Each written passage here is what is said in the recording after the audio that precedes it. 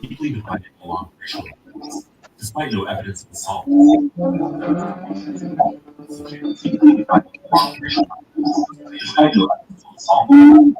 Something in the background that shouldn't be there. There we go. There we go. Good evening, everybody, man. This is Bruce Gass, Boxing, Jazz, and more. I got the whole crew up here today, man. I got the Skywalker Tim Witherspoon coming on in a little bit now. I got the Skywalker Tim Woozy.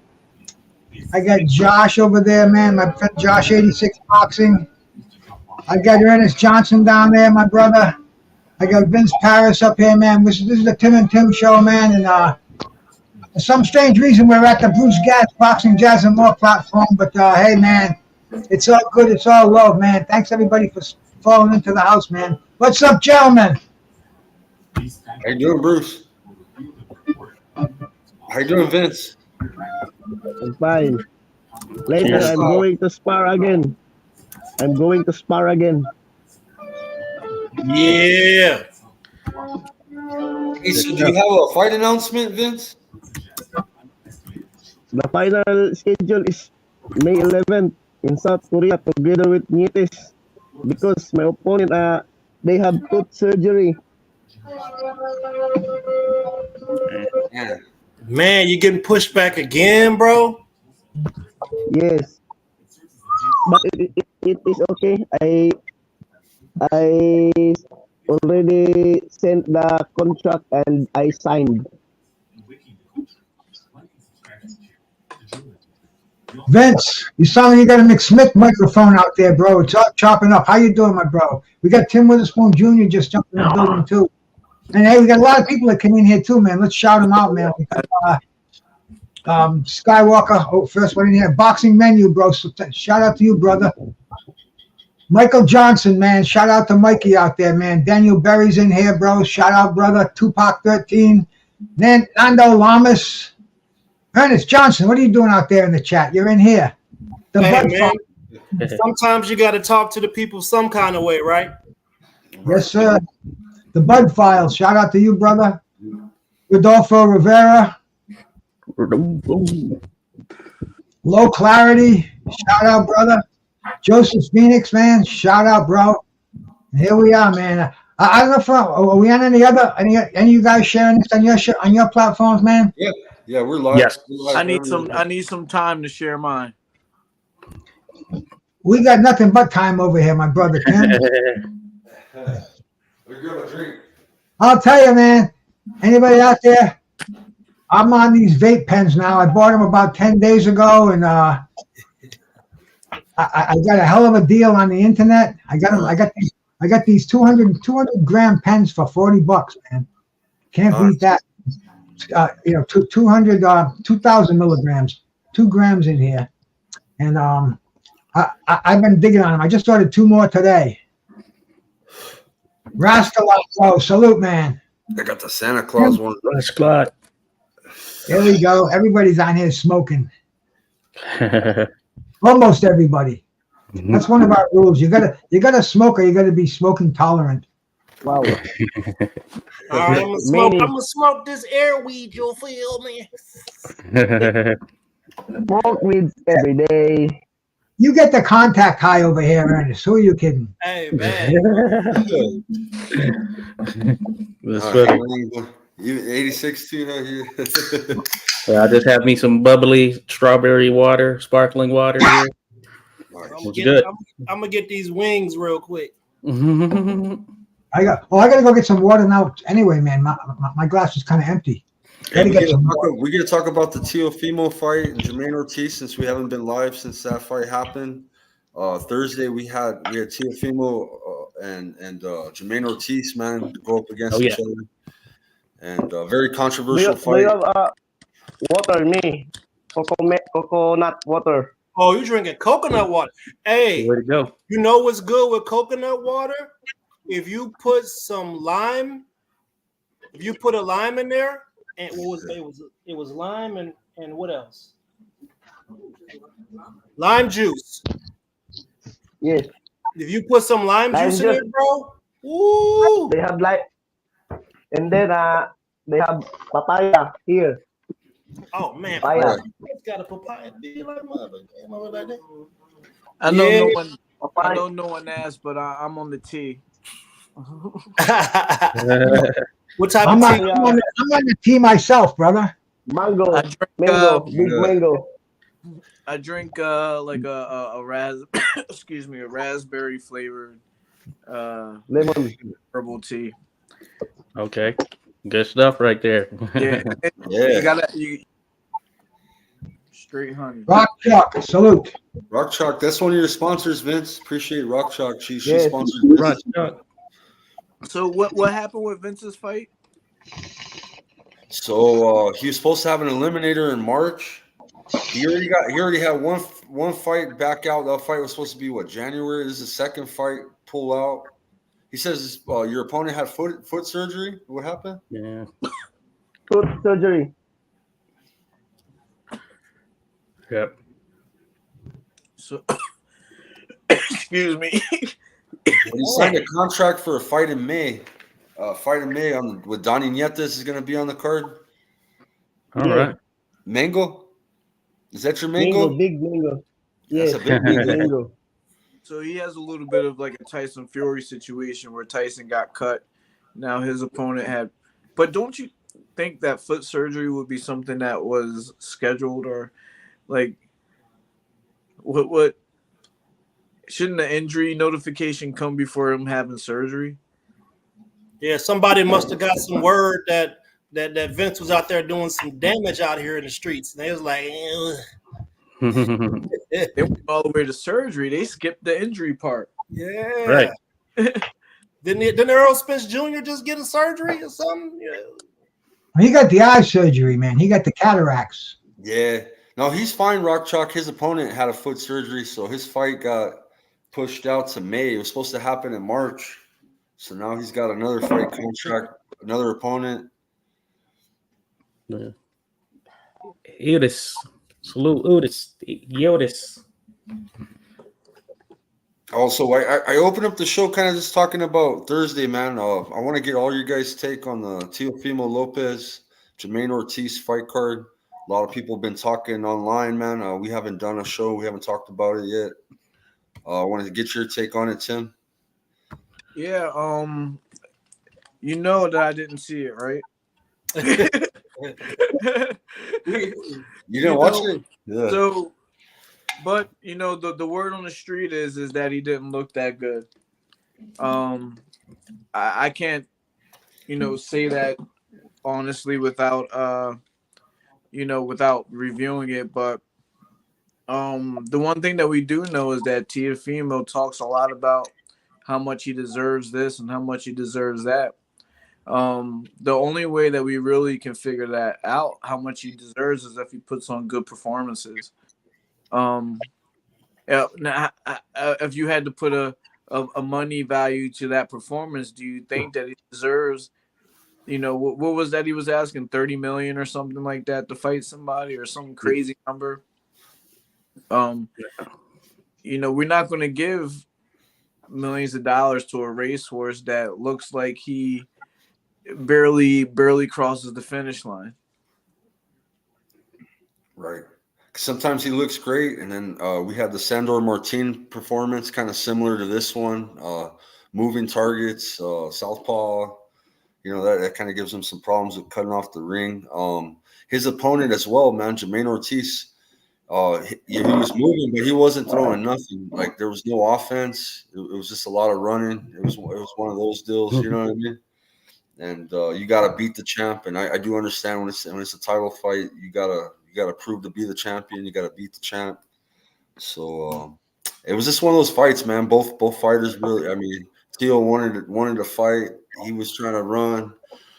Nobody really landed. No, he couldn't cut the ring off. So both parties were, kind of not too great that night. Right. Yeah, I think I don't want to direct anger towards Tio because at the end of the day, the judges are the ones who pick the winner of the fight.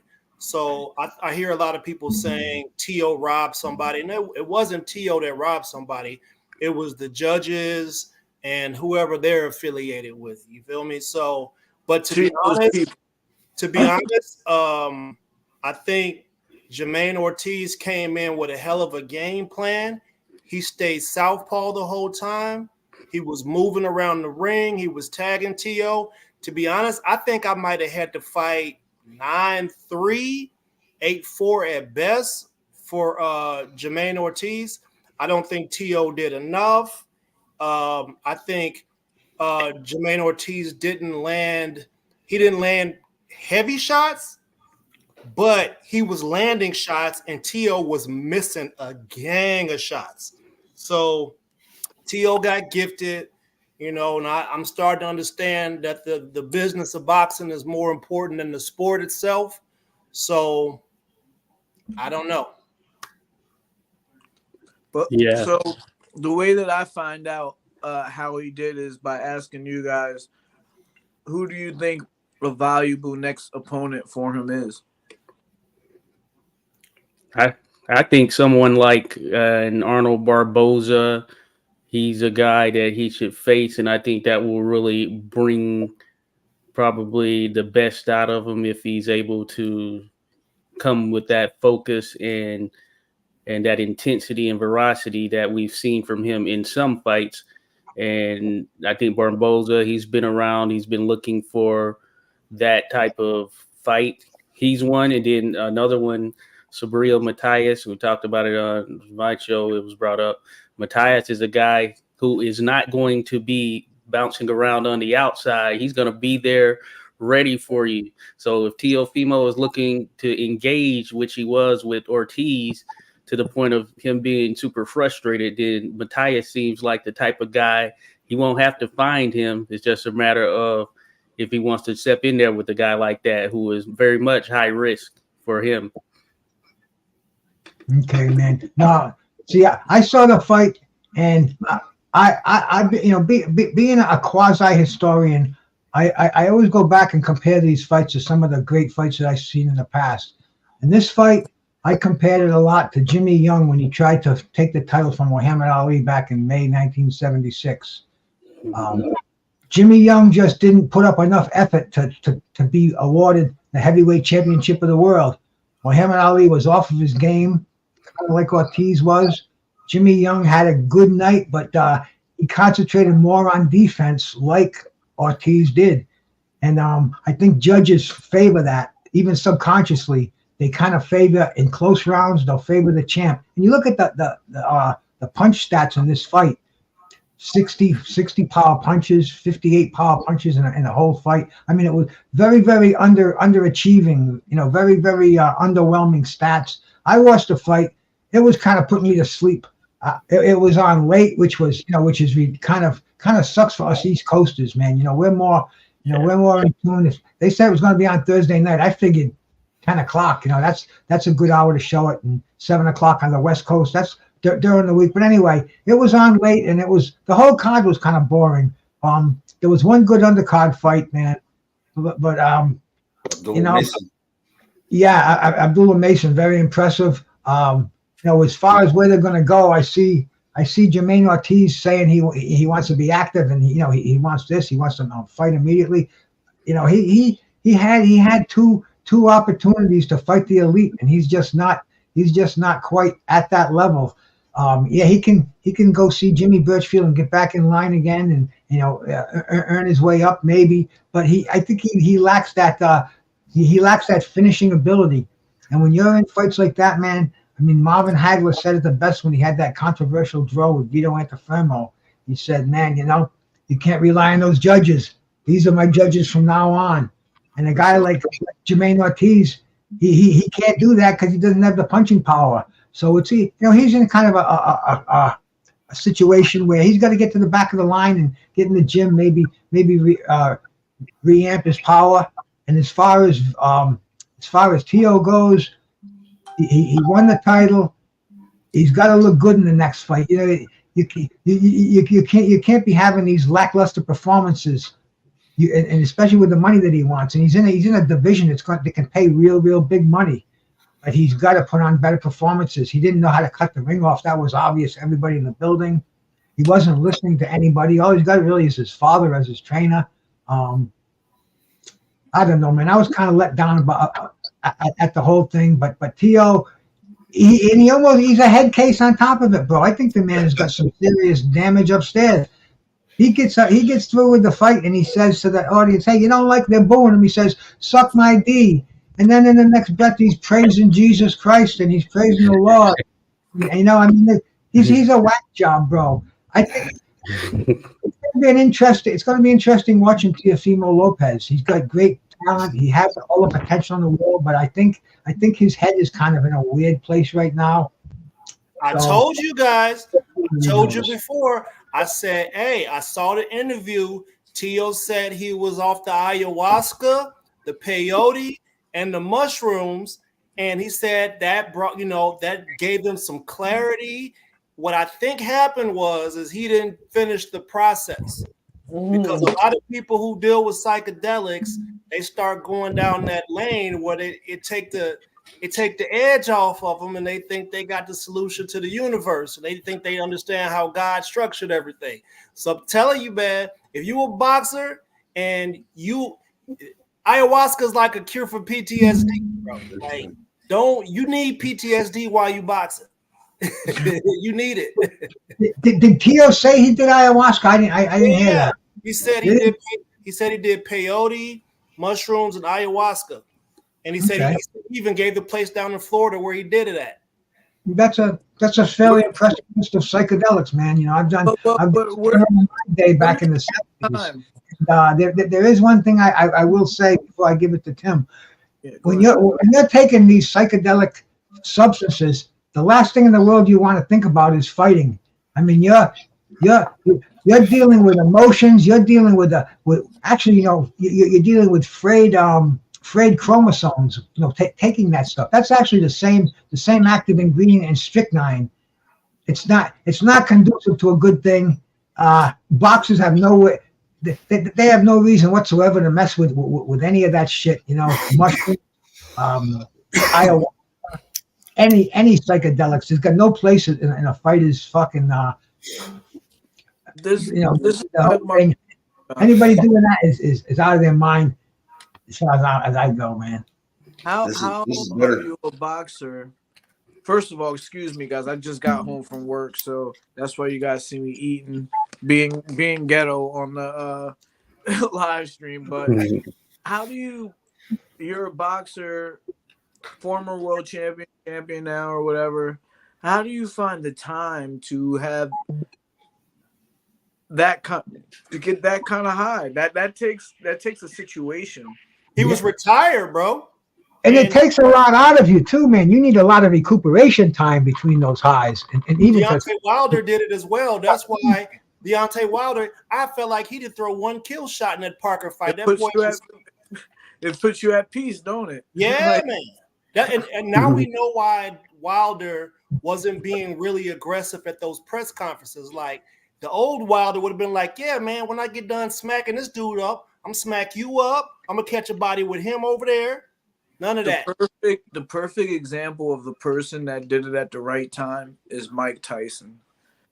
He did it at the right time when he needed it to help him, and now look at him. But if he would have did that shit and been the Mike Tyson now back then, he would have never continued fighting the way he fought.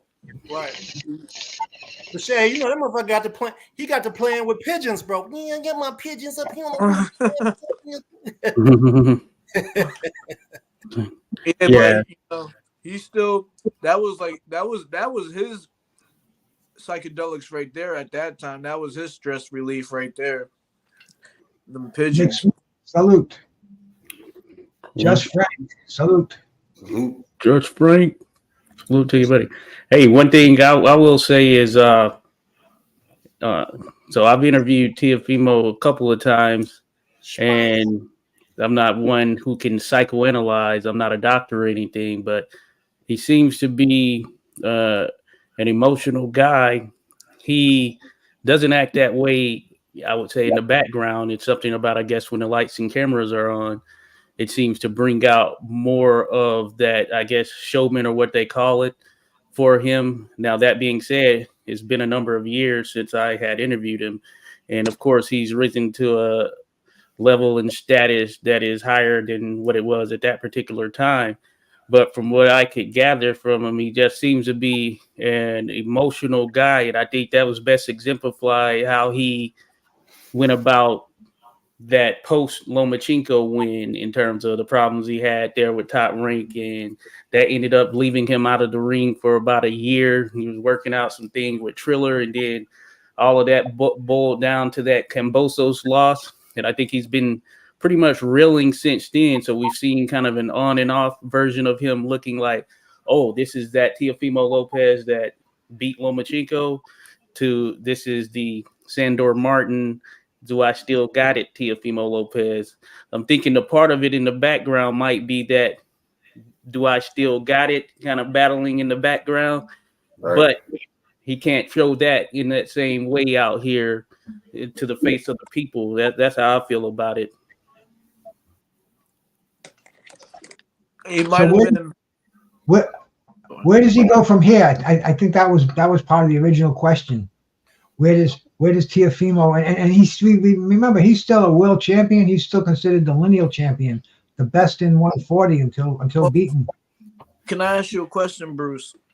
Because you know I haven't seen this other fight that we're going to talk about, and that's Keyshawn Davis, right? Mm-hmm. And if I'm correct, he said that he wants to fight Teofimo. Now, they both fought over the weekend. What do you think about that fight, Bruce? The fight with Keith, well, he ran in the ring after the fight, and Teofimo kind of said to him, go out and get a title, and you're not going to make money off me, and blah blah blah blah. He kind of gave him the standard. You're not even in my league yet, son. So that's. I don't think we'll see that until I'm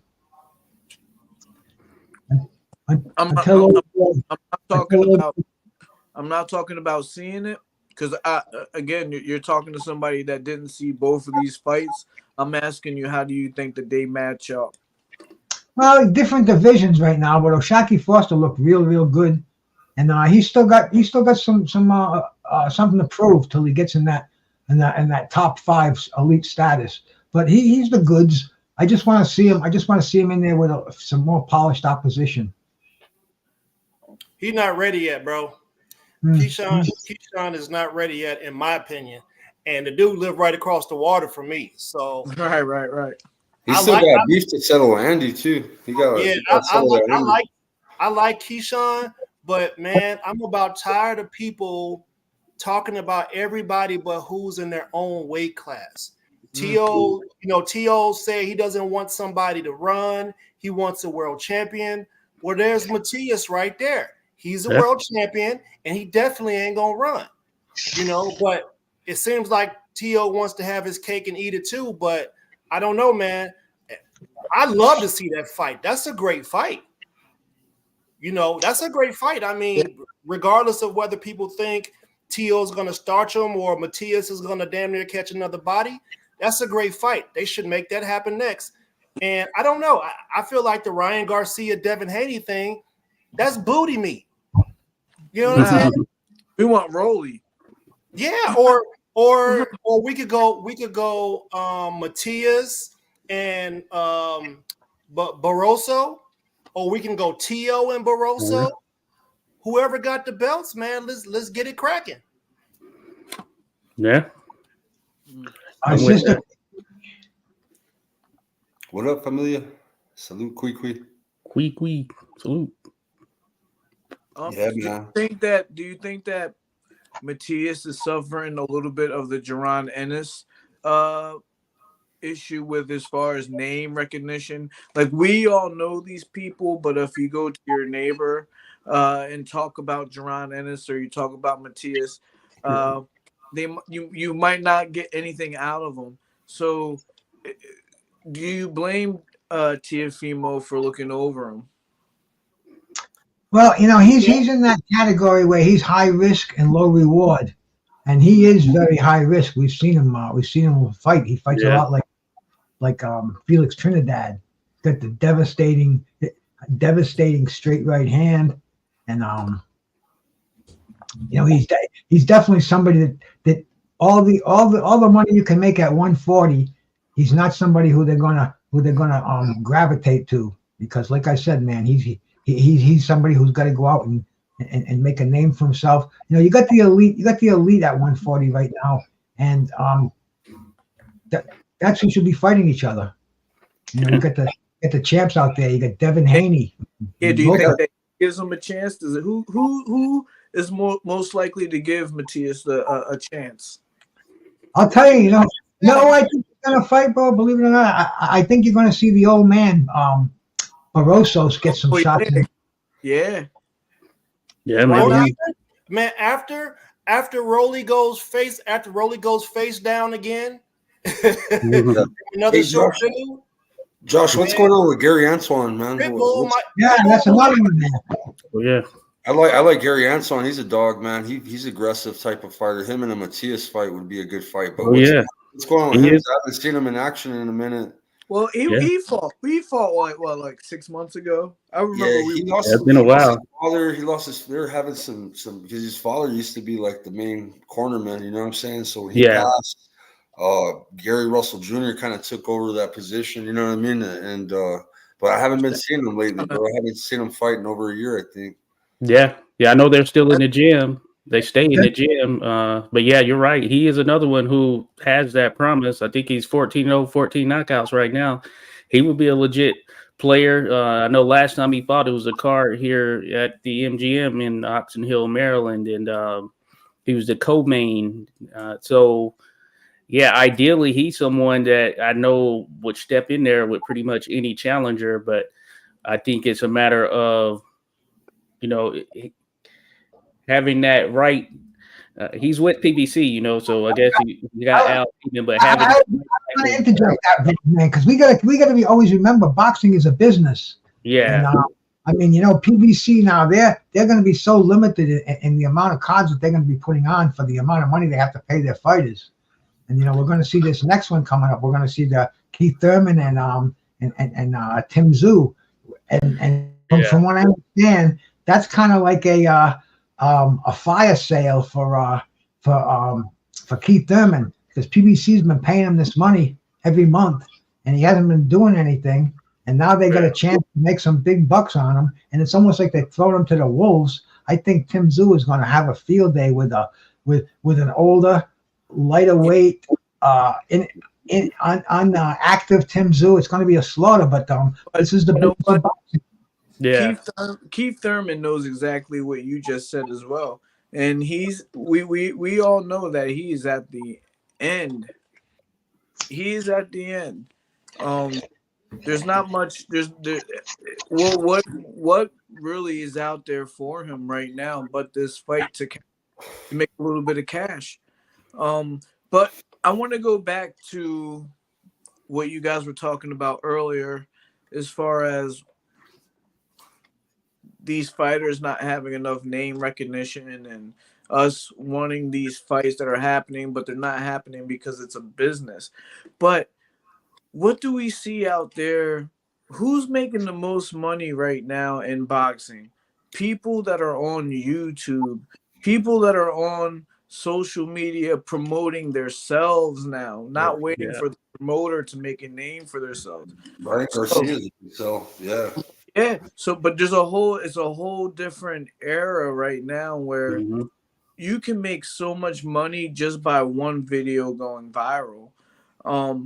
How do we help these fighters like Matisse, there's certain fighters that might not be able to might not be able to communicate with American audiences as well. But they're going to get left behind. One analogy that I tell people is that people that wanted to stay on radio when TV came around, they got forgotten about. Yep. We don't know any real radio disc jockeys anymore or anything like that. We're all on to TV, and now TV's even getting left behind. We're all on streaming apps now. So these fighters that are out there right now that thinking that the old way of promoting is going to still work is not going to work. You can have 12 wins, 12 knockouts. If you don't have a video on YouTube, it don't matter right now. So how does the boxing community come together and realize that it's unlike any other sport? NBA guaranteed paycheck, MLB guaranteed paycheck, NHL guaranteed paycheck. They don't have to promote themselves. They got people coming to the locker room to interview them. People like us, man, we need to be the people that actually get a hold of some of these people that nobody knows about and maybe have a conversation with them on here. Maybe talk, do some videos and show some highlights of them, because in this boxing prediction leagues that we're in, a lot of the fights that are on the card, sometimes they're people that I've never heard or never seen of. It forces me to go and try to look for a video or two about them. And in some cases, you got to go back 3 years to find a video about somebody who's fought 3 times since that last 3 years, and you don't have there's nothing there. So they got to do their end and upload the information, and we should do our end and get these guys to come on and have conversations with us about what it is they really want, and just start putting pressure on these dudes. And to answer your other question, I do blame Teofimo, because nobody has ever done enough until somebody gives them an opportunity to fight. So it takes someone giving somebody who hasn't had a shot an opportunity. If that doesn't happen, then you become stagnant, and all you get is people doing what we got now. Yeah. So how do we get these fighters to believe in us? Because all of us on this panel have reached out to fighters and have gotten nothing back before. We every now and then we hit the lottery, we get a good person on here. But how do we get these fighters to understand, like, look, this is the future, this is the way that you got to do things? It don't matter how small the platform is, how big the platform is, you need that content. So, from my perspective, I'll say that just thinking about it in terms of just reaching out to some of these guys, I think some of it also comes down to the team they may have around them as well. For instance, I know that, for instance, there are amateur boxers out there who amassed a large following on social media, more so than some of these boxers who have been on television in televised fights on big networks, things of that nature. And they just seem to be geared towards, or they have the right team behind them, really pushing stuff out. So you get a better understanding of that fighter. So you just see them more out there on social media. And some of this is not even from them actually saying much on camera. It's just videos of them working the heavy bag, working the mitts, things of that nature. But they're constantly putting it out there, and they're constantly trying to draw that interest in. And I think also with boxing, especially when you take in the business side, it may be one of those things where it's kind of close knit for some. So they're usually, for some of the boxers, in order to ensure that, hey, they're not putting themselves in a bad situation, they may not respond to certain individuals unless, someone for their team has vetted it or whatnot and say, okay, yeah, you should do this or whatever it may be. But I think there is some emphasis on individuals like us or whatnot, when we're reaching out, them trying to do interviews, take advantage of any opportunity they can get. But yeah, certainly, I guess it will vary just depending on where said boxer thinks they are from a societal standpoint, or at least from an interest standpoint, versus how we view them. And that I think that's an interesting balance they can have in trying to juggle it themselves. That probably is one of the issues there. I think having the right people who understand how social media works and all of that stuff is a plus. I would invest in such if I was a boxer looking to just kind of continue to up my status and recognition. Bruce, was today or yesterday the anniversary of Mike Tyson, Buster Douglas? That was yesterday, I believe. Yesterday? Yesterday. If we had this kind of social media when that fight happened, right? Could you imagine the explosion that fight alone would have broke the internet. Yeah. Mhm. And the funny thing about it, it was like the bum of the month club. Mike Tyson was annihilating all these contenders left and right. So Buster Douglas was looked on as a real easy. I mean, you got that blood, sweat, and tears 42-1. The 42-1 underdog that the media wasn't even covering it. A lot of the publications, they didn't send reporters out. A lot of newspapers who had sports We could have departments. got Buster Douglas because nobody was. We could have got him. Oh yeah, man. I mean, this media that we have is a very powerful thing. I mean, there's a lot of fighters now that I'm friends with on Facebook that I know I'm going to get interviews with, and I'm not even going to mention the name, but some of these guys were my heroes growing up, and if this media was there back in their day, it would have made them more. I don't even know how the words to describe it, but it's just a whole new phenomenon now. Like Tim was saying, we don't have television anymore. I mean, I disconnected my cable way over a year ago. It's just internet. I mean, anything we want to see on there, what's happening in the world, politics, sports, and I mean, shit, we could watch the Super Bowl live on the internet. It's just amazing. There's no need for television. It's almost become as obsolete as freaking 8-track tape players, and See, Bruce, you're saying something with that, right? Mm-hmm. Here's the other issue, right? So we got to look back in history to figure out sometimes how we're supposed to move forward. If you go all the way back to the Industrial Revolution, people used to do things by hand. They handcrafted, they hand did everything, and then machines came in and took over. And then a lot of the handcrafters and people like that, they lost their jobs, they lost their industry because machines replaced them. So the people who actually made the adjustment and went over to the machinery, the heavy machinery, did well, right? So let's fast forward all the way till today. People in your age group, my dad's age group, they're not really internet savvy, but they're the walking encyclopedias of the information. People need to get those guys and get them over to these platforms so that we can extract that information out of them to blend the two. And then the other thing, the last point I want to make is I believe I've been stuck on that boxing academy thing. That's a great thing. I think the young boxers should enroll themselves in some sort of boxing academy. Maybe we need to create one in the States. And in that boxing academy, we teach them about business of boxing. We teach them about promotions. We teach them about how they need to engage with their audience in order to build their brand, right? So in hip hop, people never told guys that you don't do a 360 deal. They're going to put it in your junk and you're going to be out of the industry in 1 year. You're going to be a one-hit wonder because you don't understand how the whole thing works. We need to teach the kids how the whole thing works because at some point they're getting their brains punched in and they're not going to be able to remember how to do that stuff. They only operate off of reflexes.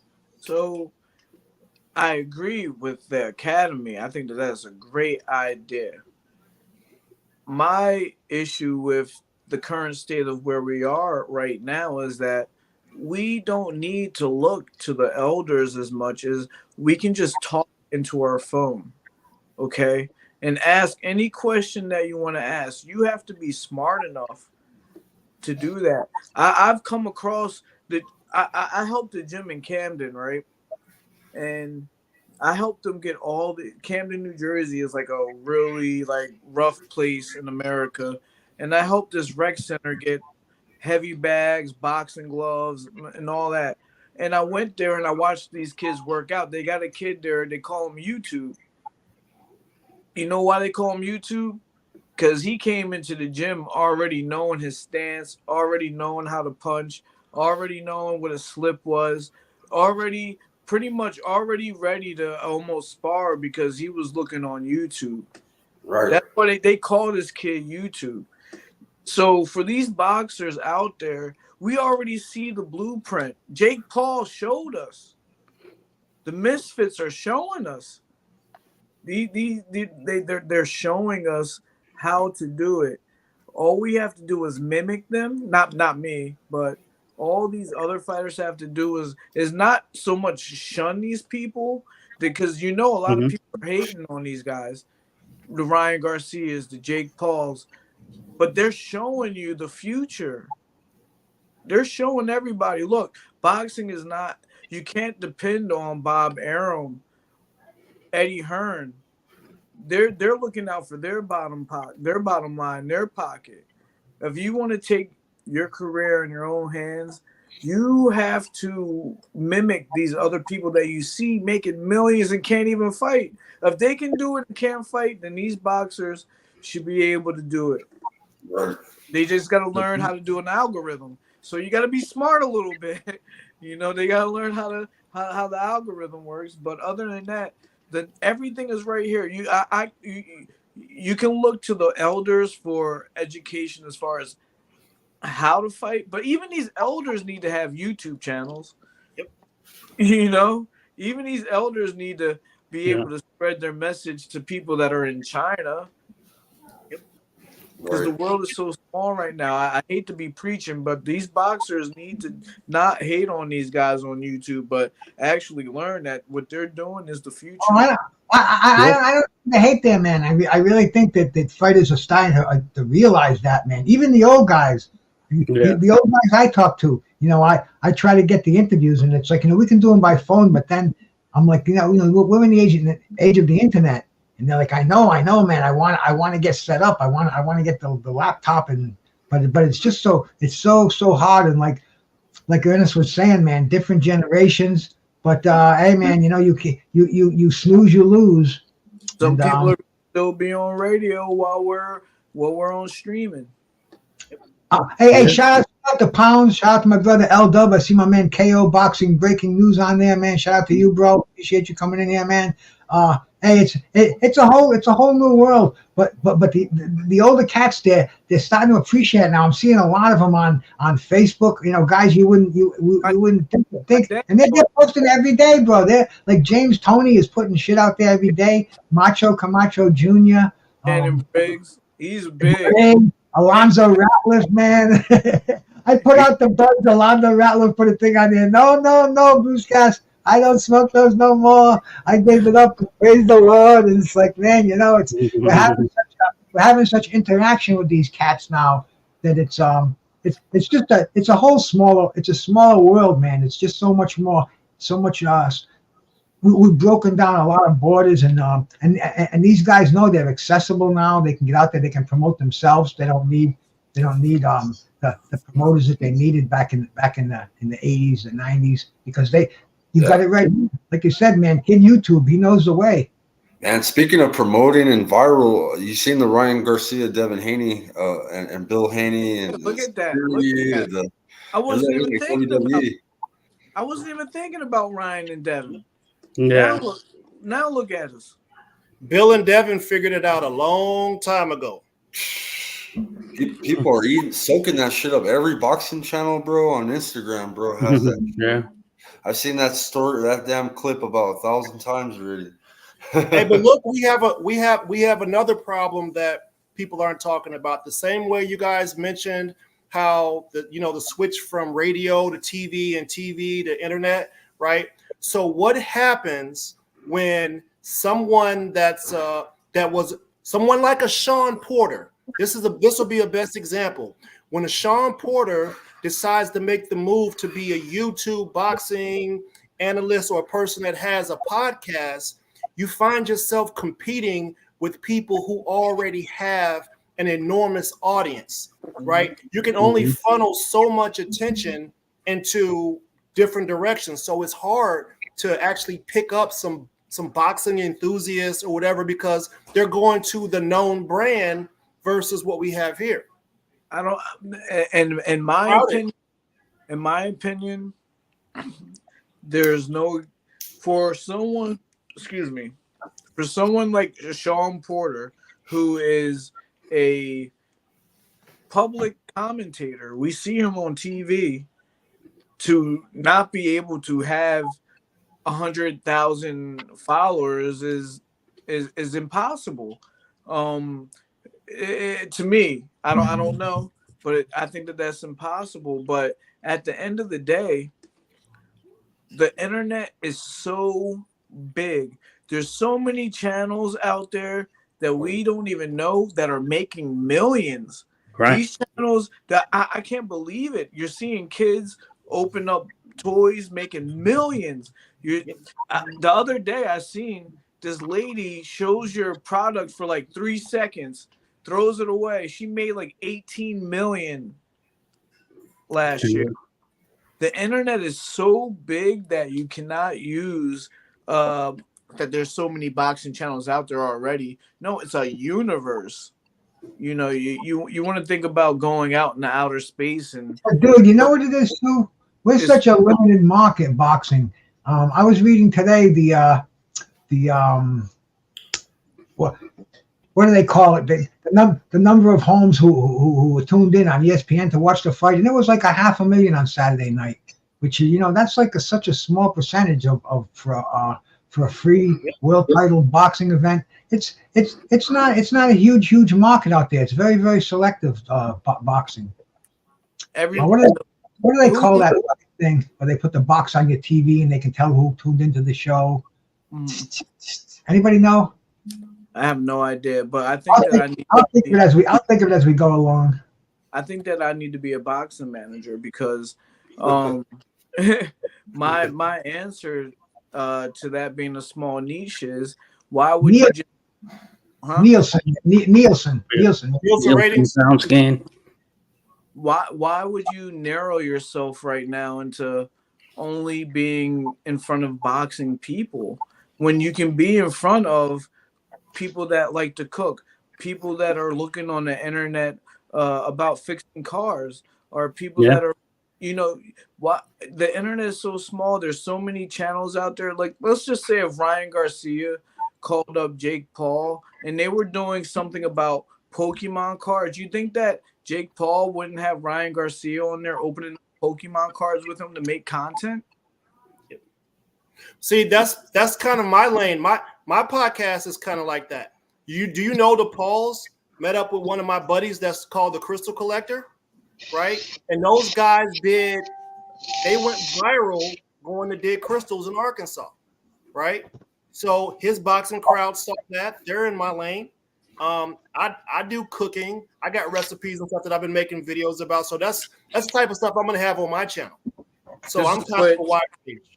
This is what the new Gary Gary Russell, he needs to come on your podcast and show that he's interested in cooking or he's interested in music.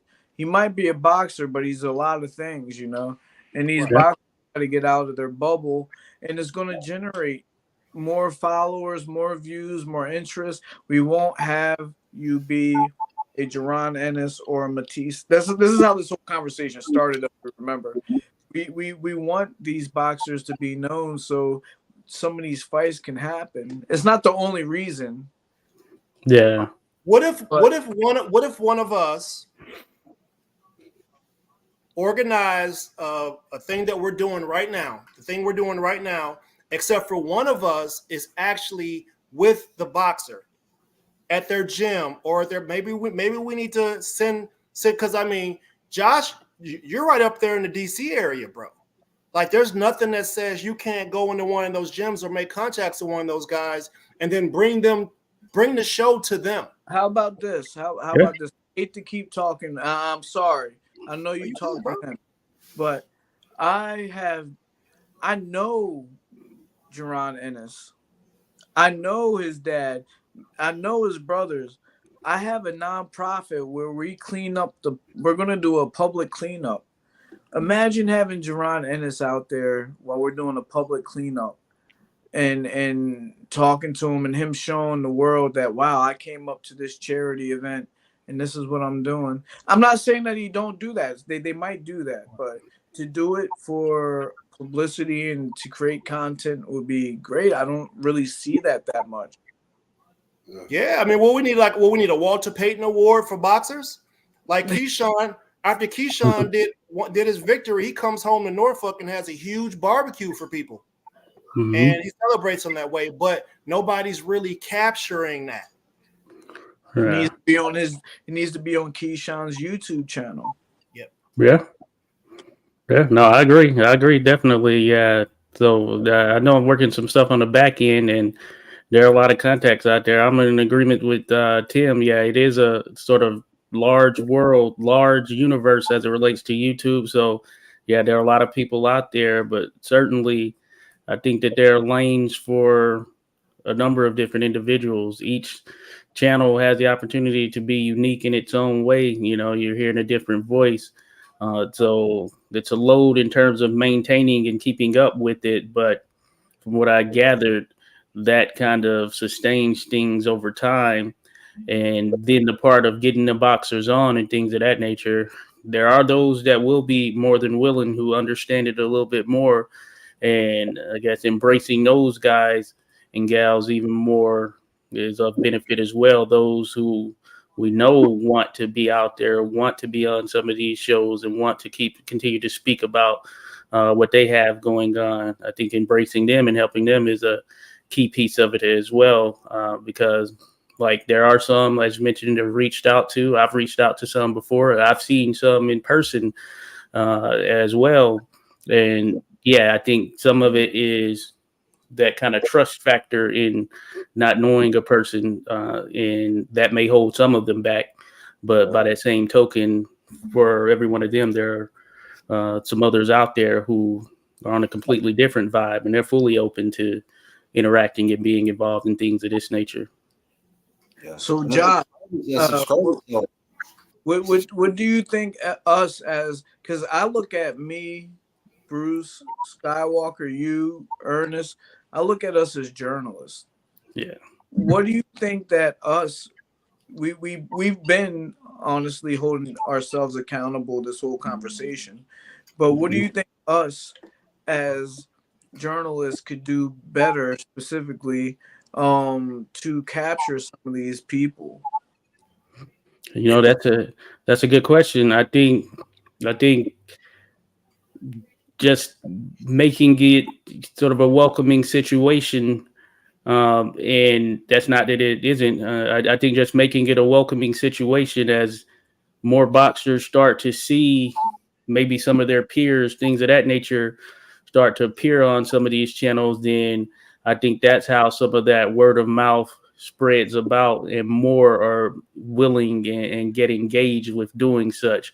I think it's one of those situations, you know, as they say, the slogan or the saying is, you can lead a horse to water, but you can't make him drink. I think as long as we continue putting out the content that we're putting out, if you build it, they will come, that type situation. I think that kind of plays into it as well. And then the collaborative aspect, I think that adds a piece, because oftentimes you'll have some who are really just focused on kind of doing what they can do for their own channel or whatnot. But here, the environment has always been, hey, we're open, bridging the gap in some sense. So we're doing a panel, everyone can be involved. And I think that helps to kind of usher in a means for which some of these boxers, some of these others see that, hey, we do have a number of channels, a number of individuals out there who aren't necessarily just looking to take advantage. They're really true stewards and fans of the sport. So, and they're really providing true journalistic input in that sense, because I think that some of the big names you see on the journalism side, a lot of it is geared towards kind of just breaking news first, but this is really the grassroots level we're here at right now. So our intent is not to say, oh, such and such is going to fight someone and be the first one to say it. We're really just trying to have conversations with these individuals as people, you know? Yeah. We got to get some boots on ground, bro. Well, we've had a lot of luck last year, man. We had a lot of world champions coming in, hanging out with us, coaches, trainers. Lately, I know we've been kind of 2024. We kind of been slow starting. I think the issue with that, man, I think it's all networking, man. A lot of the connections we made, man, is the viewers, man. We're nothing without our subscribers, and everybody's got connections, man. So yeah, that's any suggestions for the show? I have an email. It's linked in my description of my YouTube channel. It's skywalkerboxing@gmail.com. Everybody has a way to contact everybody, right? So that's the best thing, man. Is connections, word of mouth. We just got to get out there more. Skywalker, before I leave, my last question is for you though, because you work really hard with trying to get guests and really try to bring people on. I know that I've asked people that I fought before to come on the show. Yeah. and Yeah. and it's been hard to get them to come on the show. You know what I mean? What would you suggest to the person that is in our position trying to get these interviews that come up with situations like that? What would you suggest to them? Because we also need something to keep us going as well. You know, it would be easy for us to say, damn, nobody's coming on our show. Let's just give it up. What do you suggest for a podcaster or a journalist to keep going and keep persevering? Man, I think just thinking outside the box, doing stuff different, unique. I mean, eventually, you know what I mean? Like I like the aspect like Ernest was saying, like we need to go mobile. I've done that before, but at the time I didn't have the right equipment. I've been to a lot of events. I was in Vegas and I had my cell phone. You know what I'm saying? With press credentials, you know what I'm saying? Here I'm just taking pictures with my phone. But if I had a better camera or, you know what I'm saying, an extra person, that was through PBC. That was Magnum Media. That was my first press credential last year in Vegas. You know what I mean? But I think that we should cover the gyms. Like you're in Philly. That's the mecca of boxing. Yeah. He's in DC. He's up there by Tank and Gary Antoine. Bruce is up there with Demetrius Andrade, and who else? Who else is in? You got some good up and coming fighters out of Rhode Island, right, Bruce? Oh, a lot more Hall of Famers, the guys I hang around with. You know, the Vinny Paz's, the OGs, Sandman Parker. You know, all the cats up here. And hey, let me shout out OTB Boxing, man. Thank you for coming by. But KO right there, he's got the answer, bro. Just ask him, man.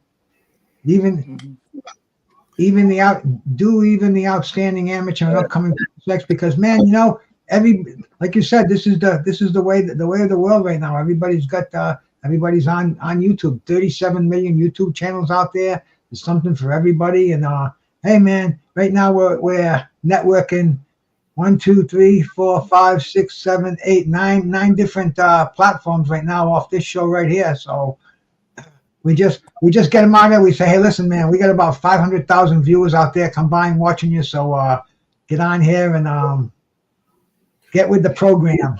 Well, you know, journalists are ambitious and aggressive, and they're determined to get to where they're going to get to, right? So to be honest, like I go and watch a lot of different people's platforms. I make sure I speak in there. If I could donate something to the cause or whatever, if I got to go crack a couple jokes or something so my name gets out there, you know what I mean? They're going to be like, okay, that's the guy that's always cracking jokes. Or that's the guy that has a different opinion from anything we've ever heard before, right? And then next thing you know, you're plugged into the matrix. So to be honest, man, like I'm ready, bro. I've got equipment. I've been building it up. I've been working on a lot of stuff. And if we need to start getting some boots on ground, start getting some credentials and things like that, then I think we're getting close, man. We just got to. I'm not losing energy. I love what we're doing. You know, I feel like we're gaining energy, and there's some stuff that I'm working on that I can't talk about right now until it's done because people steal ideas, and I want my ideas to be protected by, you know, my official LLC type deal. You get what I'm saying? Mm-hmm. So when I announce something, it's going to be because it's backed by an LLC. I've gone about it the right way. I have it in writing, and it's not for me. I want to give credit to the people, you know, that are in our chat, the people that have helped us get there, and I always do that. So I think as long as we're doing what we're doing, we're working our way towards the right direction, and we will get a break one day. Ernest, just don't forget about me, Ernest. All right. I ain't forgetting about nobody, bro. I had one quick thing, and this is a good question for you, Tim, because I'm thinking about it. Like around here, I'm involved with the amateur boxing. One of the things we're starting to do is get we're going to start filming a lot of that content to get these young boxers used to going in front of people, doing interviews, things of that nature. Now, for a person like yourself, of course, your father fought and all that, so I'm sure you were used to media, things of that nature being around. Did that make it easier for you? Like if someone is approaching and wants to talk and do interviews and things of that nature? 100%. Imagine being like 13 years old and you're sharing the elevator with Lennox Lewis. He has a fucking monkey on his shoulder, and and you're talking. Imagine being 16 years, or I don't know how old I was, going to Madison Square Garden, seeing Paulie Malignaggi warming up in the tunnel before anybody knew who he was, Right. or going into the Klitschko's dressing room just to shake their hand, and they're not letting anybody really in, but you get to go in. That I 100% have been privileged in that way, where I've seen P Diddy, Sean and Marlon Wayne's right sitting next to me. I've met Evander Holyfield. My sisters have pictures with Mike Tyson.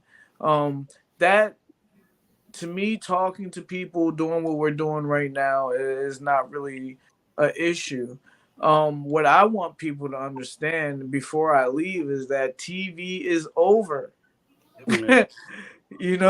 TV is over. So it doesn't matter if you know these people or you don't know these people. We are just one click from talking to them. Yeah. We are just one click. Now, for somebody like me who is not really out of the ordinary, for them to come to my gym to have a documentary about Joe Frazier, or I have pictures of me with Muhammad Ali. I understand that. Privileged beyond belief. But what I want other people to understand is that these people are just as close to them as they are to me now. Yeah. Back then, when Muhammad Ali was only doing talk shows and things like that, that's the only time that you could see him on ABC, NBC, boom. Now you can click and type in the name of the person that you want to watch. But if you yourself, the individual, doesn't understand that that's what people are doing now, and every business owner should understand this, that it doesn't matter if you're Home Depot. When people are looking for screws and they type in screws, Home Depot better come up first. Yeah.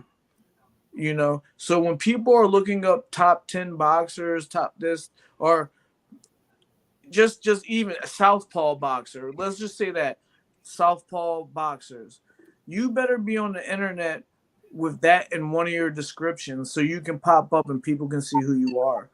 That's the main, and I love this conversation that we had. We didn't really even get to talk about a lot of fights, but us five right here on this panel are just talking about the future and how things are going to be ran from here on out. It's not, the TV is done, guys.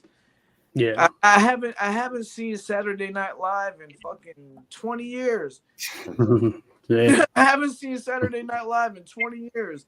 It's still there, but you're more likely to be seen on was it Eli Setback's Ellie Setback. Yeah. You're more likely as a boxer to be seen on there than on Late Night with whoever. Yeah. That's just my opinion. So guys, radio has been dead. TV is dead. Just know you can still do those things, but your main focus should be right now what we're doing. Podcasting, getting that content out. Guys, I'm out. All right, Tim. All right. Tim. Thank you for letting me take all the talk time. I appreciate that. Yeah. Young Terrible. I'll talk to you next time, brother. All right, guys. This is good stuff.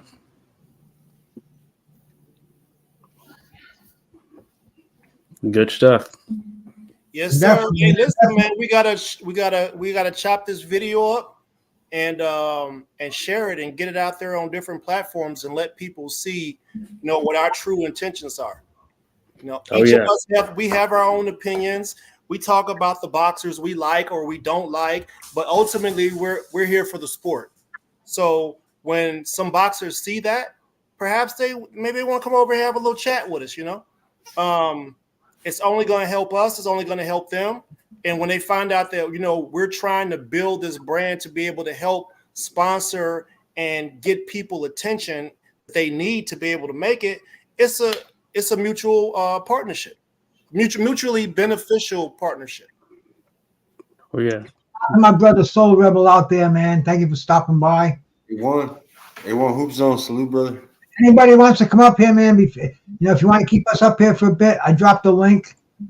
You're more than welcome to come up here and let us know what's going on, man. Just a bunch of clowns kicking back up here, man. I think we ran out of things to talk about because there were no major fights this weekend. We had the Teofimo and the freaking Ortiz fight. I think everybody is sick of that fight, man. I'm not going to watch it again.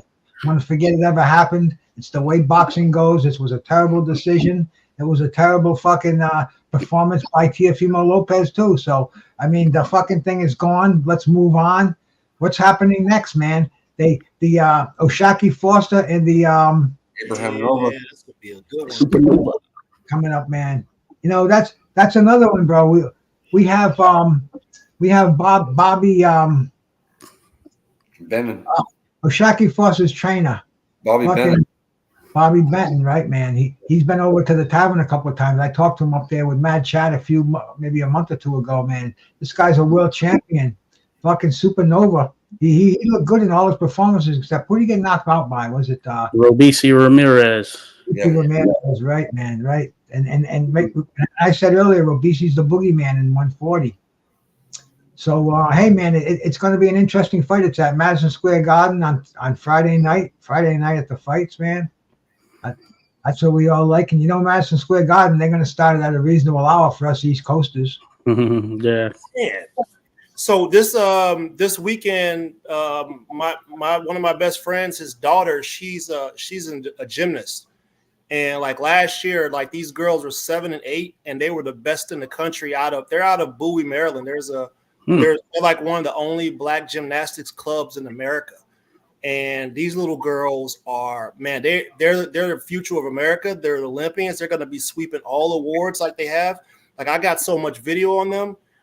If I wasn't doing that event this weekend, I most certainly would try to get up to NYC, up to the Garden to get some video on that. Man, if one of you guys can get up there and get some film out there, maybe talk to a couple people, man, that'd be great. You think that event's gonna go on, bro? Like it's some nasty weather that's gonna be rolling in. Oh yeah, tonight it's gonna start at midnight. It's gonna be nasty. We talking feet of snow. Oh yeah. Excuse me. Oh, so here I haven't looked at the weather there. Man, if anybody wants to cash out me, let's see. Me and the old lady go to New York City for a couple of days.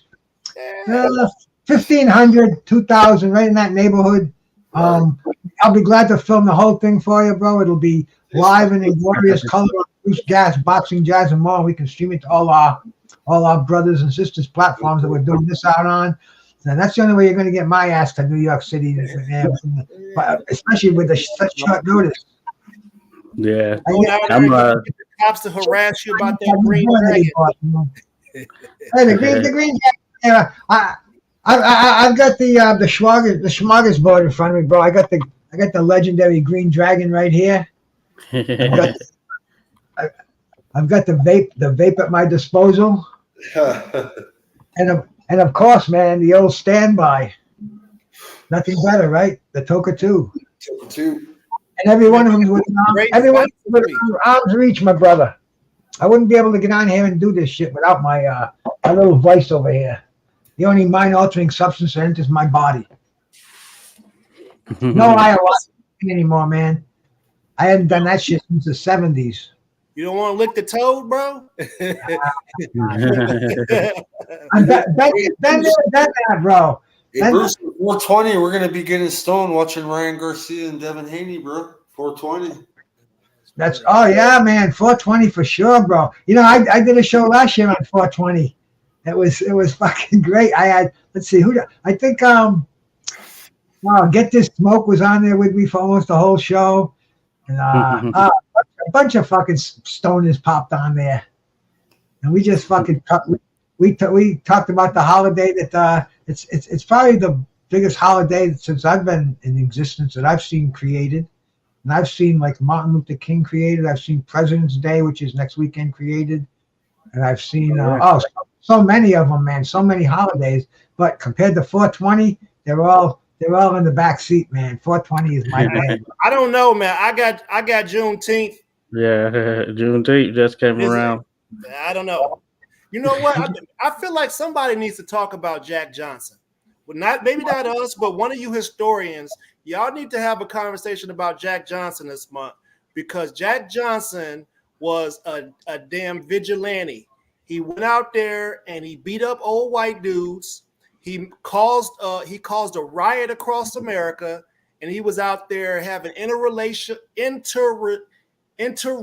relations out in the public, just making everybody mad. And he was one of the greatest heavyweights to do it. Why ain't nobody talking about that?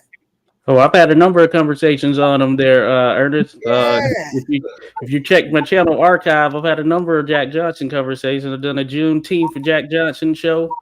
I'm into the history of the sport, really, to be honest, from that time frame. So we're talking late 1800s, early 1900s. So I'm all for that. Definitely Jack Johnson. We want to have a discussion on him again, and I've had a number of them, and I'm always down for it. Want to do a panel discussion? Send me a message, because I want to talk about that pipe he was laying out there, bro. Yeah.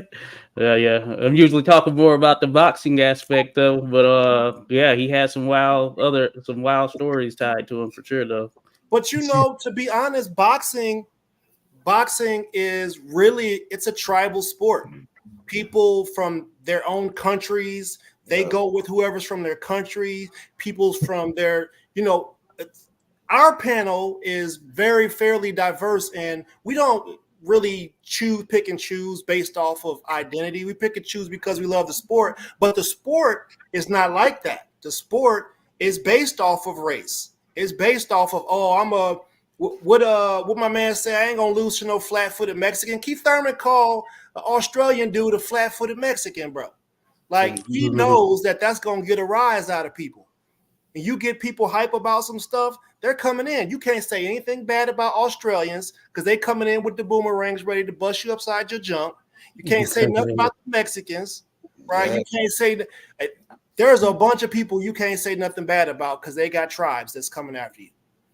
So, we should talk about those things except for indigenous people. They don't really seem to have boxers out there. Yeah, Thomas, my brother. Shout out to you, my man. Hey, look at that album that's hanging above my shoulder, man. Miles Davis, Jack Johnson. You familiar with that? Mm-hmm. Awesome jazz fusion album by the legendary Miles Davis, man.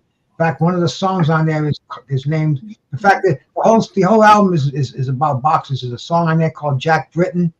There's a song on there called Archie Moore, and there's a song on there called Davy Moore. So this who's Miles Davis. That's a whole topic by itself. A guy made an album. He fused jazz and boxing together. That's your lane, right? That's boxing, jazz, and more? That's a classic jazz LP, bro. Miles Davis, and I talked to Archie Moore's daughter.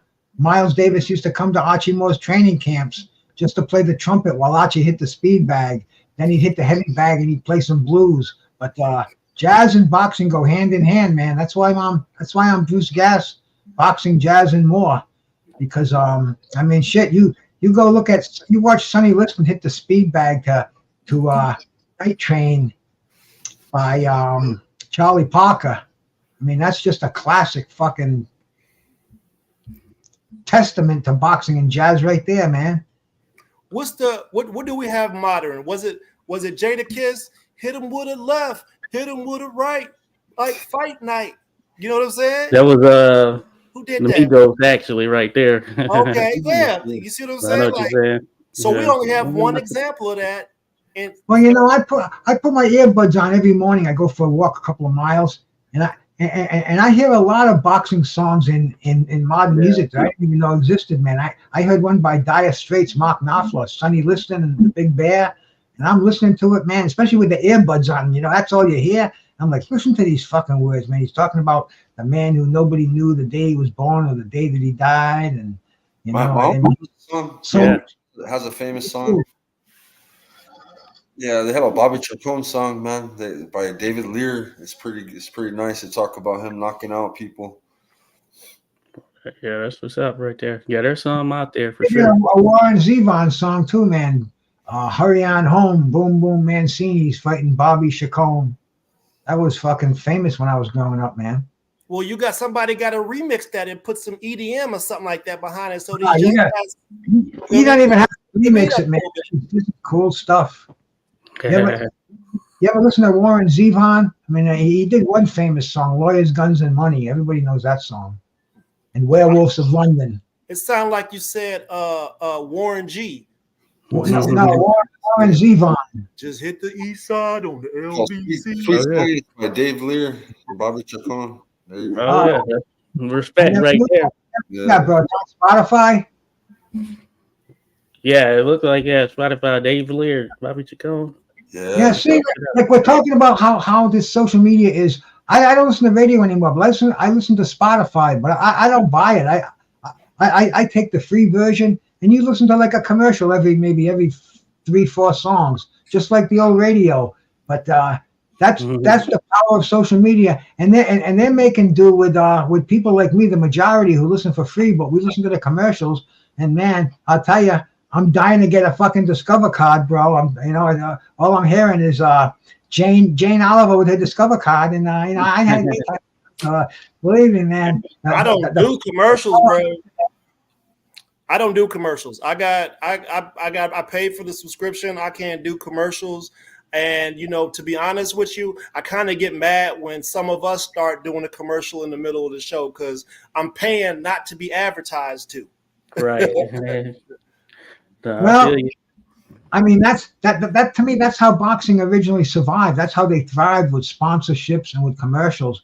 There was no pay-per-view. I mean, there was pay-per-view for select few fights, but mostly it was boxing surviving on Budweiser fucking advertising and Pizza Hut in the later days.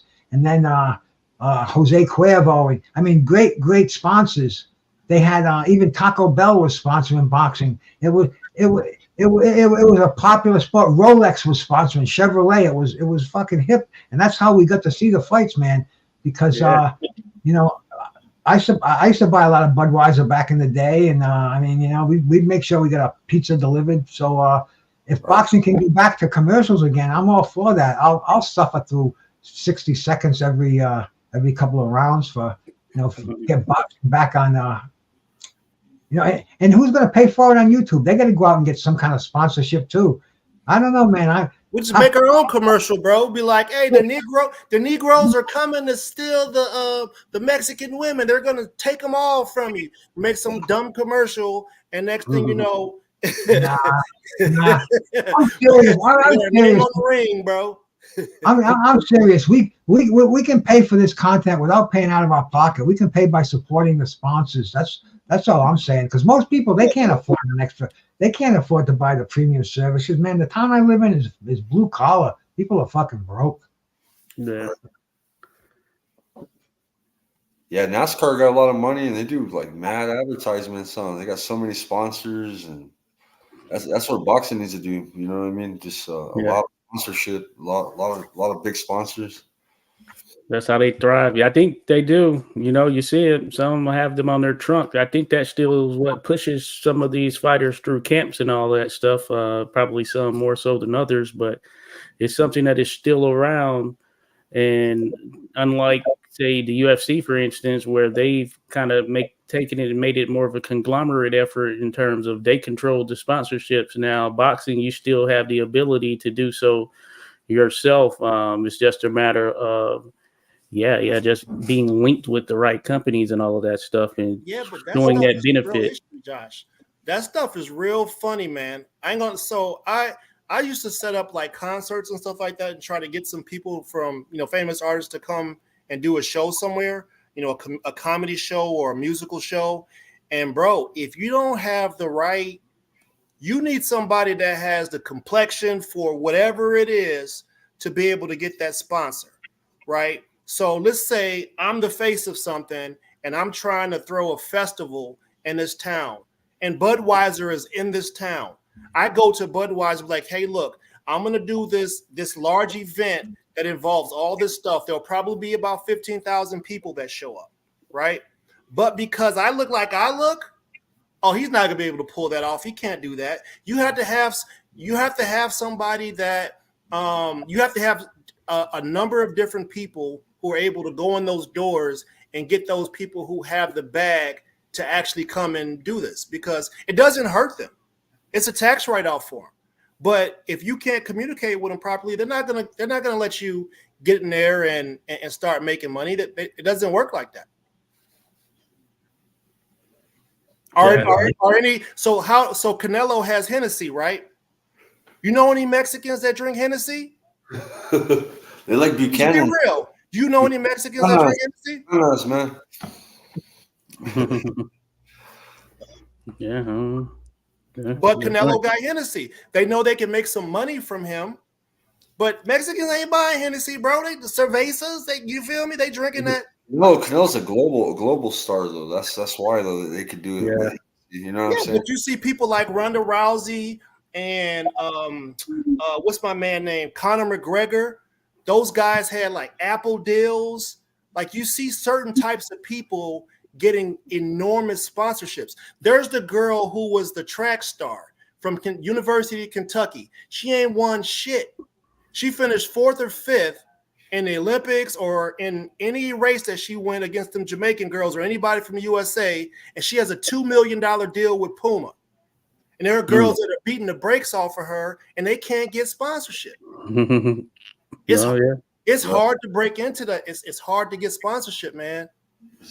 Yeah, it certainly can vary, but yeah, I think having some of it comes down to that team networking and who you know can come into the fold a good deal as well. That's how some opportunities come about, just knowing a person who sits in the right rooms, etc.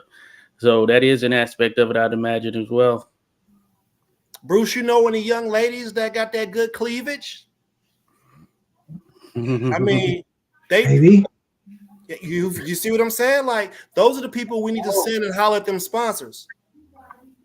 I don't know. I don't know, Ernest. I'm not quite following you, bro. What I'm saying is in order to make your way into industry, you need to be in with the sponsors, like Josh was saying. In order to do anything big or large on a larger scale, somebody has to put up the bread. Well, that all helps big time, but you got to be a hustler, bro. You got to work your ass off nonstop, because, like I said earlier, you got 37 million fucking YouTube channels out here. If you want to succeed on here, you have to have something for all of them. With us boxing, we're a small market. We're nickel and dime. We're not going to get a lot of people on boxing platforms, and it's just the way it is. I don't do this to get sponsors or to get money. I do this because I love boxing and I love talking about it. And that's the only reason.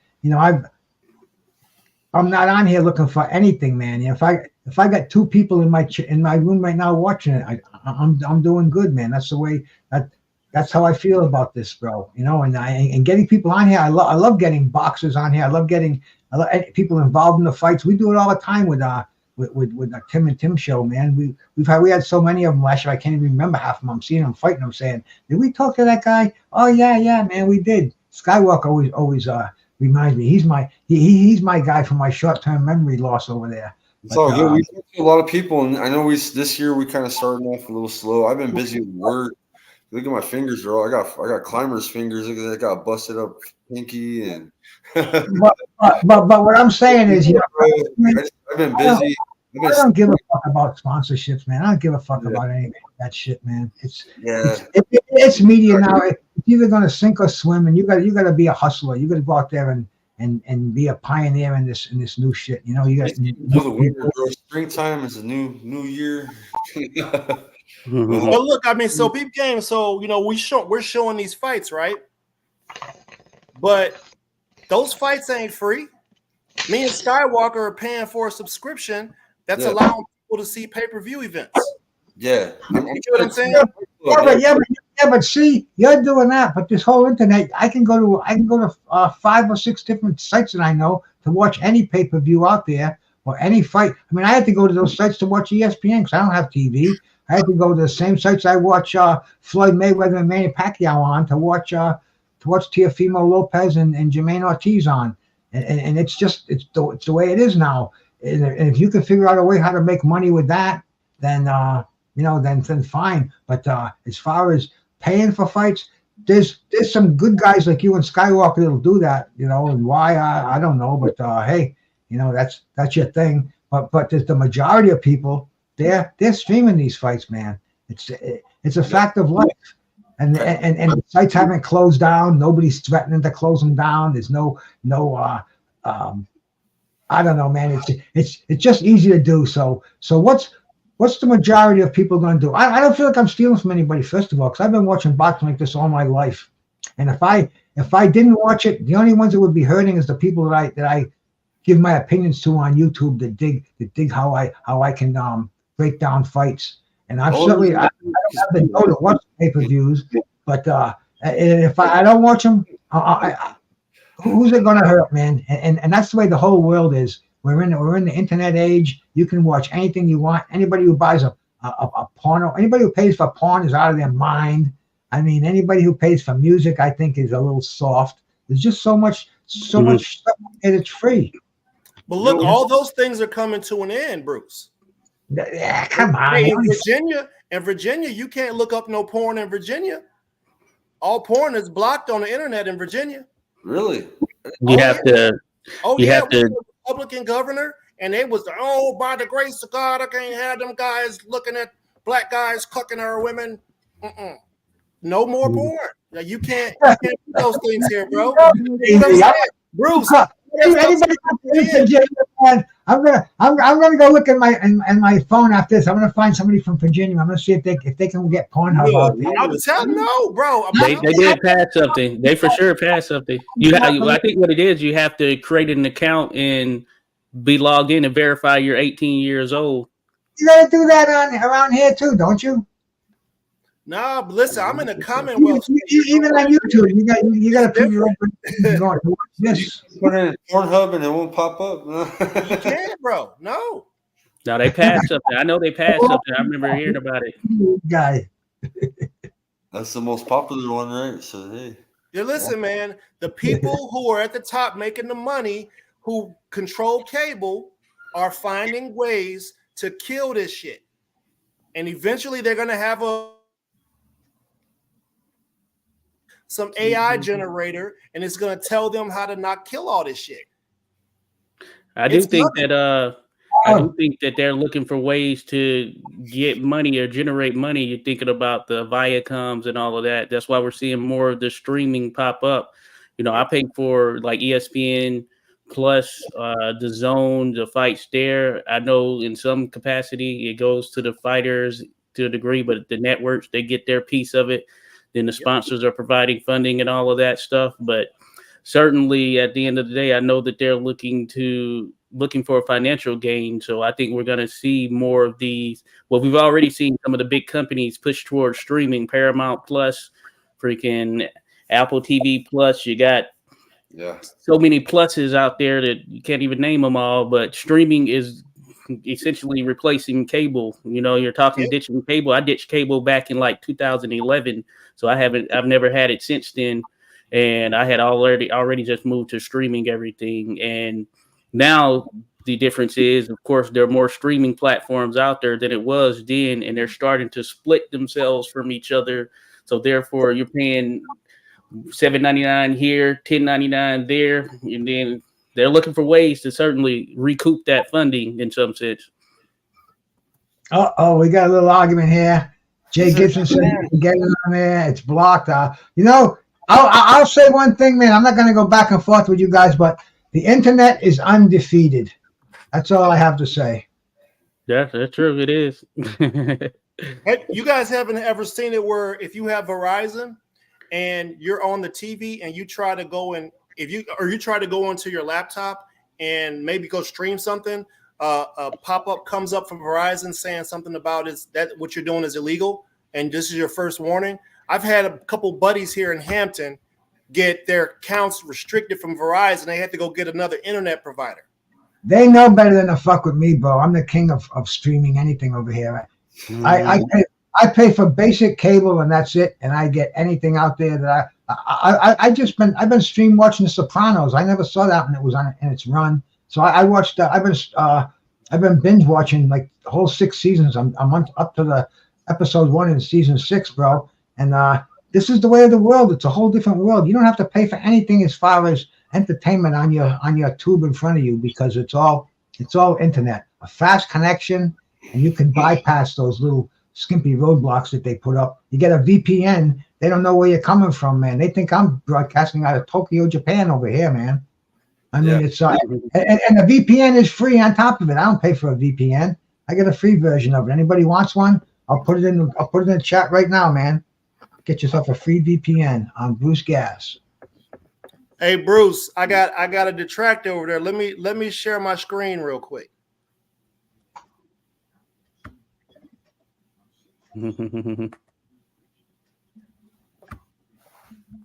All right, let's see. How do you share your screen? I think you can do it, man. I think you can do it. All I got to do is let you in. Okay. Don't put no porn up there, though. I'm not. Can you read that? Can I read it? Wait, hang on a second. Let's see here. You have to make it a little bit bigger on your end. Gibson. I don't think I can. What does it say? Go ahead, read it. Dear user, as you may know, your elected officials in Virginia are requiring us to verify your age before allowing you access to our website.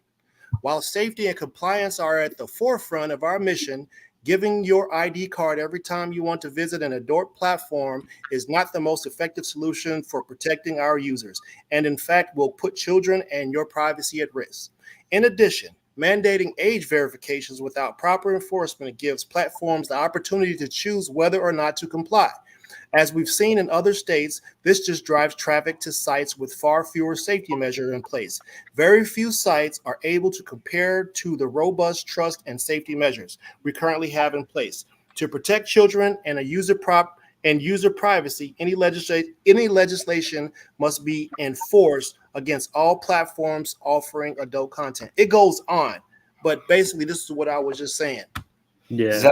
Does that pop up when you type in Pornhub? If you type anything, bro, that's because you just said you have like AT&T as your service provider. No, I have Verizon, but I'm Verizon. Okay, same thing. But Jay Gibson's got cable. He uses Cox, and he doesn't get that problem. So I don't know what to tell you, man. So you. It's not that you can't get into that site. What do you have to do? What circles of fire do you have to jump through to do it?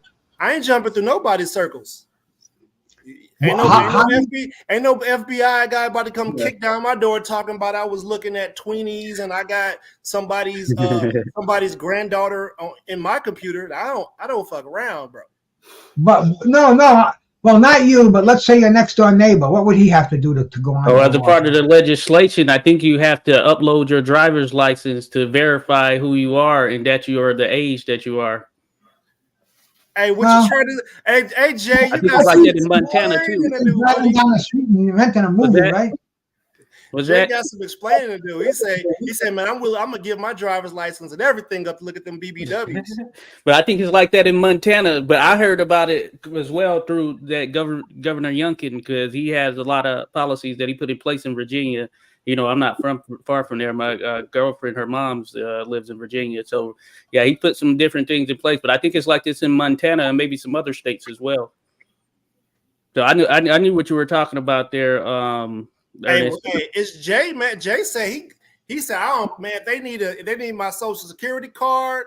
You feel me? Like I got three forms of identification because I gotta go look at that nasty. Man, I can't get rid of it. I go to some of the sites that I go on, and they have fishing things that send you there. I got, if I when I go on the boxing stream sites, I'll click the thing on, but then I'll to try to get the screen bigger, it'll have a fishing sheet on there, and it'll send me to a porn site. I'll have to get out of there and go back to the boxing, and they only put like a maximum of two of those fishing screens on there. So sometimes you got to get out of them twice. But yeah, man, porn's the biggest thing on the internet, bro. Porn is like fucking multi-billion dollar industry on the internet. I don't know how, because who the hell pays for it? Well, see, that's the thing, though, Bruce. Who paid the legislators to say it was okay for it to be available everywhere? Yeah. Somebody had to give them people some bread to open that up, because it was never like that before. You had to go out the country, out to one of them weird places, and go in there and see somebody with some one of them. What's the dude name that the guy that's got the red suit on? He's in Marvels and the two swords. Deadpool. Yeah, you gotta go in one of them places, see one of them Deadpool looking motherfuckers, and hope somebody don't snatch you up in the back. Jay gets my brother, really, man. Hey, I think my man Duke is Duke down in Virginia. I'll give him a buzz after the show's over. I don't know if he's Virginia or South Carolina.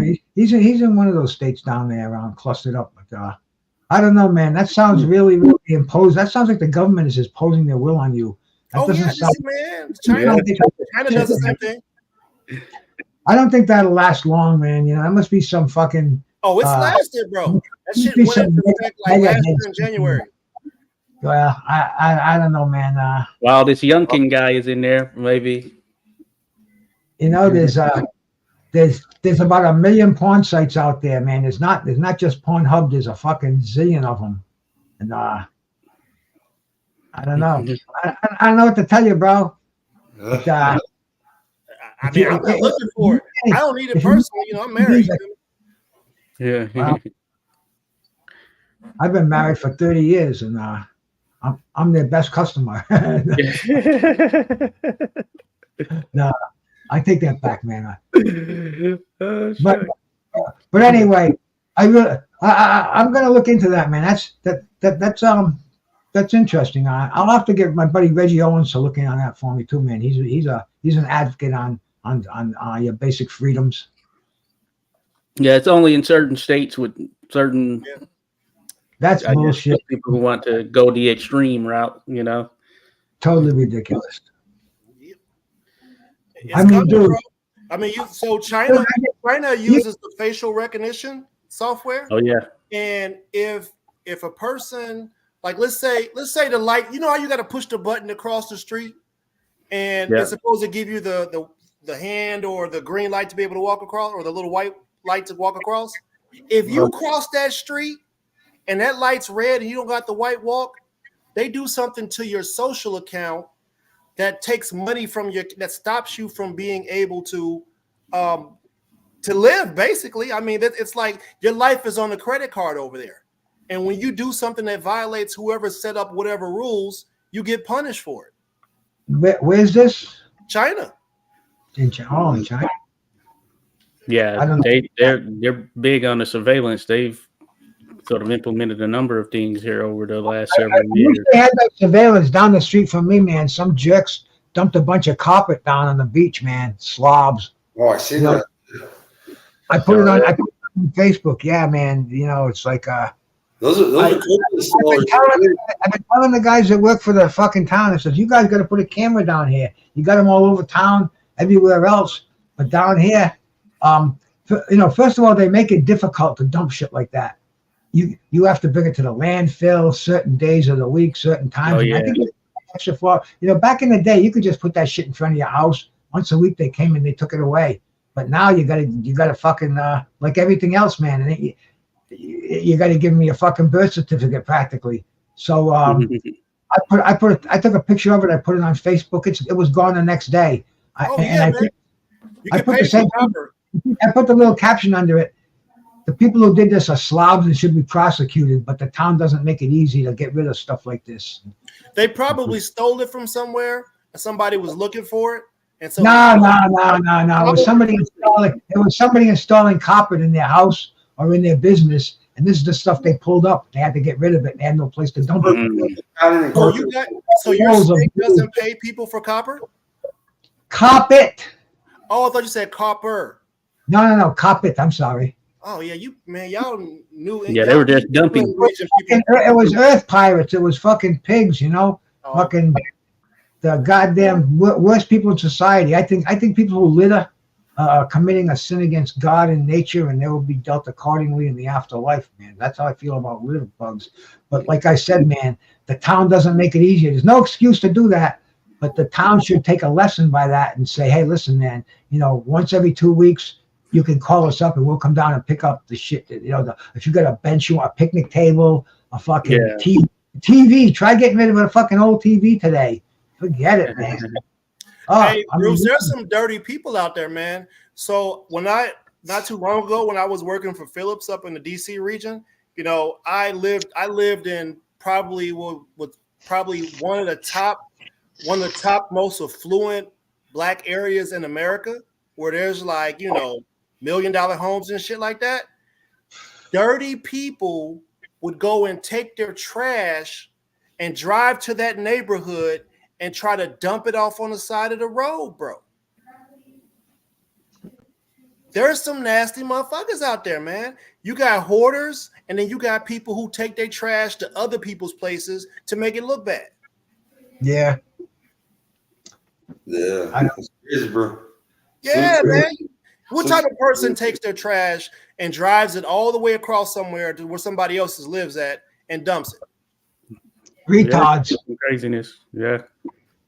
Hey, I'm about ready to jump off, guys. You guys want to close it up or what? We've been on I'm good. Hey, salute to Graham Fishburne coming in. Thank you, Jay Gibson, for coming in. Thank you, everybody, for tuning in. Yeah. Thank you, everyone who dropped by. 86 Boxing and the panel. Yeah, hey, my man Jay, man, don't be giving up your credentials, bro. It ain't worth it.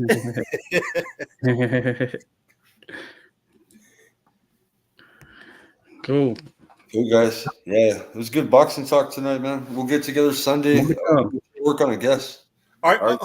Who did this video? Is it Bruce or is it you, Skywalker? Bruce did. I had a problem with my StreamYard today. I don't know. I think I need to pay for it again. That's probably why. Bruce, can you chop it up so that we can produce a version of where we all were talking about boxing and stuff like that? Can I tell you an easy way to do it? How I do it? I don't know how, man, because I did an interview with Leon Muhammad the other day, and then I called a fight after that. And I want to get the interview I did with him and make a single video out of it. You have to show me, Skywalker. Screen record the YouTube video. Go back on the live and screen record the clips that you like. You know what I'm saying? He uses like an AI software type of deal where it cuts clips, but I like to do it personally because sometimes like his software will have me looking away or some shit. I remember on one video I told you, Josh, and his catches good clips, but it'll throw out some where I'm like looking away or has someone looking somewhere opposite. Or drop that one in there. Check it out. Yeah, Opus Pro. That's the one. It catches clips, but you gotta filter through them, man. Pretty much. Yeah. Some you have to go back and edit and all that stuff for sure. I gotta figure out how to do that, bro. Because like I said, man, I got this real cool interview with Leon Muhammad. Yeah, check that out. I dropped in the chat there, Bruce, and it's like a straightforward means of going about it. But yeah, some of them you do have to correct a bit. Yeah. Well, see, it's a 5-hour stream, and I want to cut the first hour out of it. Salute my brother Mark Nash, man. Thank you much for coming by, but we're out of here, man. Okay. Anybody want to say before I pull the plug? Cool. Peace. Thank you. Peace. Correct.